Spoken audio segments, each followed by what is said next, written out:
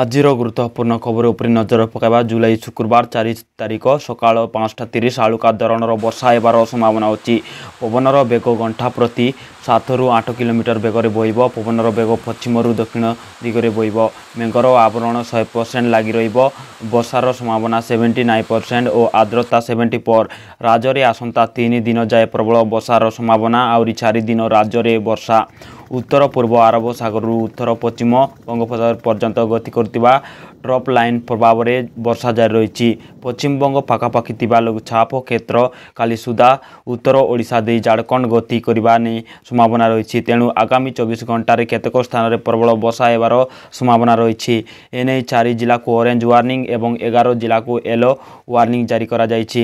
ସେହିପରି 4 ତାରିଖ ଯାଏ ଅତିରୁ ଅତି ପ୍ରବଳ ବର୍ଷା ଲାଗି ରହିବ। ଆଶଙ୍କା କରାଯାଉଛି ଯେ ବର୍ଷା ସମୟରେ ପବନର ବେଗ ଘଣ୍ଟା ପ୍ରତି 30 ରୁ 40 କିଲୋମିଟର ବେଗରେ ରହିବ ବୋଲି ସତର୍କତା କରାଯାଇଛି ପାଣିପାଗ ବିଭାଗ।